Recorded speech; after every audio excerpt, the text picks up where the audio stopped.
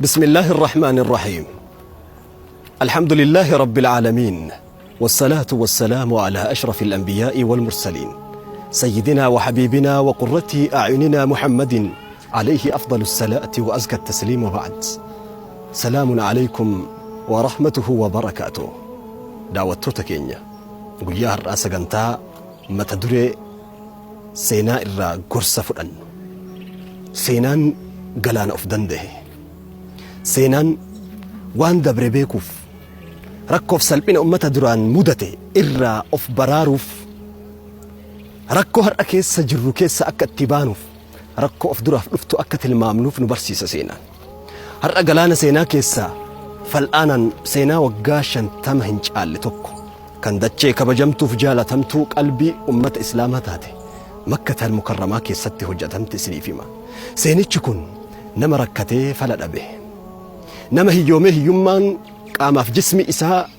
فتيك أبديف قرسل جريتي يادا سينا كان نمني نوهمه عالم نجالا نفبينو عالم من علماء أمة الإسلام الدكتور يحيى بن إبراهيم اليحيى رحمه الله رحمة واسعة عن رجل يعرفه نما تقر سينا كان نقل السن لم تتش سينا ويتهموف قندك يستي شيكتوري صلاة أسرى صلاة مسجد أقله قيادة يرى أمنا كين يبيرك لاؤ نم تتش الله كين نقلو توكو meeshaa balfi yookiin qoshaashaan keessatti walitti kuufamu keessa bira dhaabbatee arge. Osoo an dhaabbadhee ilaalu meeshaa qoshaashaa yookiin balfi keessatti walitti qabame kana keessa achi harka hiixatee achi keessaa waa wahii fudhatee balbala isaa banee ol seenee balbala cufatee achiin hafe. Irrifadhe jedhe ollaa kiyyattu qoshaashaa keessaa nyaata funaana ta'a. Maal ta'e namtichi? rifadhee garaan na bilchaate mana kiyya ol seenuu hanqadheetiin ka'ee mana isaa dhaqe jiruu isaa gaafadha. Osoo an lubbuun jiru osoo ollaa kiyya bira jiru beelli isaan dararee balfa keessaa nyaata garaaf soorata ta'uu funaanataa jedhee balbalatti dhadhahe jennaan na jalaa banee watarahaba bi naa mirqaanii naan gammadee simanna o'an mana ol na seensise. Yeroo an ol seene jireenya isaa yoo laalu jireenya isaa bareeda gubbaa isaatii durummatu mul'ata. Hiyyummaa an akka alaa tilmaamee san hin jirtu. Manni isaa keessi bareedaadha. Gubbaa keessa isaa wallaahu a'lam rabbitu beeka. Bira kattaa'ee nagaa gaafadhee yaa obboleessa kiyya waan fokkataaf garaa nanaan isse garaa kiyya na rifachiise tokko si gaafachuun dhufe sirraa arge guyyaa har'aa jedheen. Maali inni jennaan yeroo an salaataa deebi'utti sihii balfa bira dhaabbattee achi keessaa nyaata funaantuun arge. Kana mara maal taate jedheen. Yaa obboleessa kiyya anaa karumaa deemaa jiru balfa kana bira dabrutti yeroon achi mil'adhu nyaata soorataaf ta'u tokkoon argee garaan nyaatee nyaata san fuudhee manaan soorata nu haa ta'u jedhee waliin seene jedheen. Malee an rakkadheetii miti jennaan garuu waatu jira waan ati na dhoysitu wahiitu jira naaf himi jedheen. Obboleessa kiyya har'aaf rakkina hin qabu garuu rakkina hamaa keessa ture seenaa addaa tokko qabaa na dhagahe jedheen. Kuntu aciishu bimakka makka keessa jiraataa ture jaartiif mucattii ilmoo takka qaba. Laysa cindanaa camaluun hojii tokko ka ittiin jireenya kenna fooyyessinu tokko hin qabdu ture. Yaa subhaanallah gaafa tokko hiyyummaan nu fixxee jiruu wallaallee halkaniif guyyaa addaa wallaallee beelli jismii kenna qabee ciisa nu dhorkee ijoolleen harkatti mucaantiin tiyya takkittiin an qabun harkatti beeloftee jaartiin tiyya harkatti beeloftee laafnaan gabbaheetiin mee hojima tokko barbaade nama waan irrattillee ta'atu fe'atee waa birrii irraa argadheetiin guyyaa kan har'a ijoollee maatima kiyya galgala waa afaan buusa jedheetiin bahe jedhe. Makka keessa naanna'e homaa dhabe jedhe hojii tokko garas deema nama na kireessee hojjechiisuun dhabe ebaluun gaafadha homaan dhabe. Warri kiyyaa galgala awwaa qabadheetiin gala jedhanii afaan bananii na eegan akka kaleessaatii waan nyaanne guyyaa takko lakkoofsifne galgala wayita angaluu fawajattu ilmaan tiyya mucattii tiyyaa fi jaartii tiyya san jaraa karra gubbaa dhaabatanii waa siinqee wahii barbaadnarran harka eegan arge ol seennaan harka na laalanii homaa harkaa dhabanii rifatanii namu hundatti jijjigee kufeetuma namu ciciisuu eegale borumtaallee ni bahe lafti bariinaan galgala kanallee waan nyaanne hojii barbaacha bahe homaan dhabe guyyaa lammaffaallee itti deebi'ee sadaffaa itti deebi'ee guyyaa sadi beelli jiruu teennan wallaalchifnan mucattiin teenna sabrii dhabde kuftee namuu haasa'uu hin danda'u beelli jira kenna kabaja namarraa fuudha beelli waraana rabbiin abbaa fedhetti erguudha beelli namummaa eenyummaa keessa dagachiisa kabaja sirraa fuudha boodarra fafakkartuu fi amriin dubbii wahii sammuu keessa naa dhufte karakkoo kana jalaa nallee mucattii teena tana qabnollee jalaa baafti jedhee an tilmaame tokkotu naa dhufe yaanni naa dhufe yaada silaa nama sammuu qabuuf nama ilmoo qabuuf yaada abbaa dhufu miti dhufeetiin jaartitti yaa mari'adhe itti hime hirrifatte yaanni maali beeytu ilaalchi inni fideef waan beelli nu godhaa jiru argaa jirta guyyaa sadii walitti dhaabnee nyaanni sooranni tokko qalbii garaa keenya seene tokko hin jiru nuti aga tokko obsuun dandeenya ilmoon teenya nu harka du'u kaate osoo laalu garaan na dadhabe falli asitti himu jedheen ilmoota qattakkittii qabnu tana mucattii tana nuu dhiixee mataa isaa isii filteefi uffata bareedatti gootee fuudhee gabaa gabraa finnee haa gurgurru jedhe mucattii teenya tana Allahu akbar sababa saniin mallaqa isirraa sababa isiitiin arganne nullee rabbiin najaa nu baase hoffollee isiillee nama nuti itti gurgurre saniin najaa baati beella kana jalaa yaada kan akkam jetta jedheen jaartitti jedhi himnaan maraattee mataa buqqisuu kaate jaartiin tiyya jedhe rifatte tasgabbaaheetuma tasgabbeessee yaada fudhachiisee isiin naa fudhannaan mucattiin quban qabdu kaatee dhiixee mataa filtee fi uffata bareedatti gootee an qabadhee harka qabadhee gabaa gabraa fide jedhe makka ilmoo gurgurate sababa beelaa baa'a ibnatahu bisababi aljuu' gabaa gabraa fidee gabra keessa dhaabe jedhe mucattii tiyya firee onnee tiyya yaa beela waan beeli nama anaa dhaabbatu jiru jaa'anaa rajulun min albaadiyaa baadiyyaarraa namtichi tokko dhufee gabra keessa deemee gabra osoo barbaaddatu mucattii tiyya fageenya argee deemaa dhufe itti tolteetiin natti gurgurtaa naan jedhe een gurguraa mallaqaan ol fuudhee itti himnaan abadan naan jedhee mallaqa wanti nu irratti walii galle birrii 12 qofa mallaqa 12 qofa irratti walii galle jedhe firee onnee tiyyaa fuudhee isatti kenne mallaqa 12 sababa mucattii tiyya gurguradheen argadhe kiisa kaahadhe jedhe kiisa kaahadhee osoo allaalu osoo an argu mucattii tiyya fudhatee lixe jedhe namtichi mallaqa argadheen jaartii tiyya tamanatti du'aa jirtu saniin dhaqqaba jedhee gara gabaa fiige zaambiila meeshaa waa itti bitan gabayaa keessatti isa birrii 2 bite birrii naafte 10 birrii achirra haftellee birrii muraasaan timira bitee zaambiila san guute baachuun danda'u waan beelli qaama na laaffiseef qaamni kiyya waan laafee jiruuf nama naa baatu barbaaddadhee itti kennadhe naa baatee an dura deema inni na duubaan deema ani daddafee jaartii tiyya san dhaqqaba jedheetiin fiiga namtichi zaambiila baatee nyaata reef bite san timira bitee zaambiila keessa kaa'e san inni baatee na duubaan fiiga isa dura dafee mana ol seene oddoo ol seenee an of duuba laalu namtichi hin jiru gabba hin barbaade hin jiru namtichi karaa kaan keessa fiiga hin jiru rifadheetumaan mallaqa haga tokko kiisan na hafe saniin waa bita jedhee gara gabaa deebi'e jedhe yoo ani timira bitee mallaqa kiisa laalu mallaqni haftellee hin jirtu jedhe فنزل بي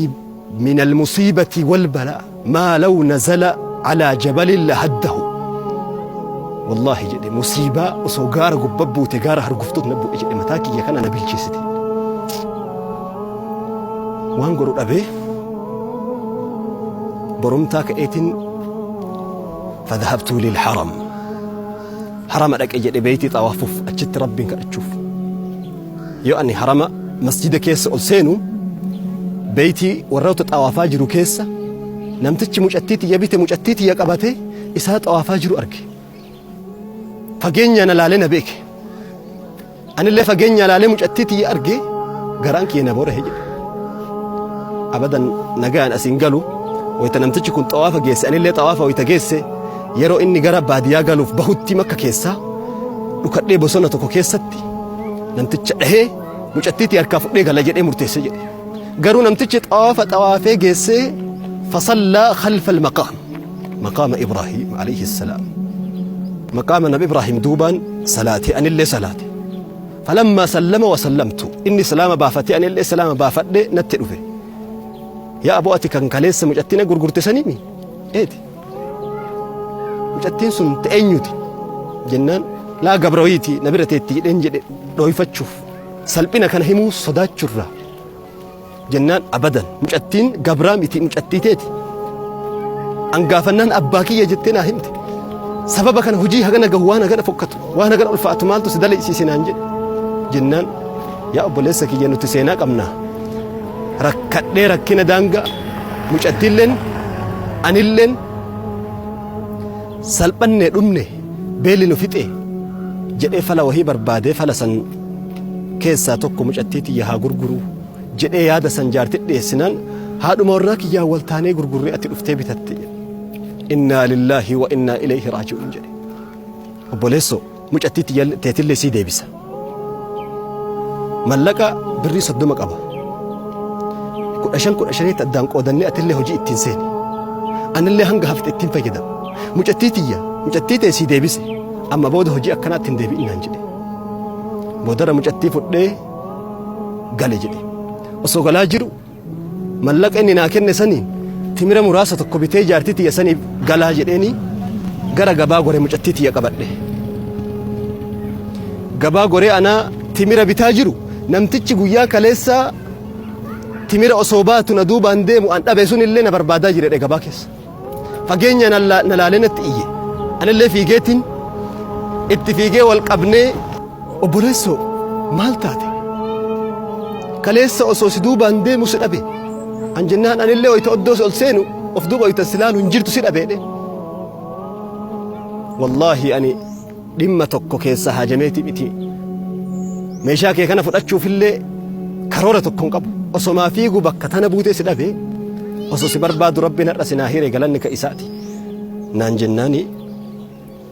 ayyee jedhee zaambiila irraa fudhe jedhe timira bituuf deemu dhiisee zaambiila san timira kaleessa inni fudhatee lixeensan fuulee gara manaa galle jedhe gara manaa gallee timira san zaambiila keessaa wayita gadi deebifnu mallayni an kaleessa dhabellee battala zaambiila sanii timira jalatti awwaalamee achi jala jira jedhe subhaanallah mallaqa namtichi naa kenneenillee hojii seenee mucattiin tiyya ka'an karaa hin taaneen gurguradhellee naa deebitee rabbii kiyya galata galfadhee waadaa tokko ofirratti qabe jedhe haga lubbuun tiyya jirtu rizqii rabbii xiqqaattu guddattuu bareedduu fokkattu tokkocha hin tuffadhu haga lubbuun jiru nyaanni tokko jiruu tiyyatti qoshaashaa ta'e balfa tokko keessatti nyaata rizqii rabbii tokko hin darbu jedheetiin murteesse jedhe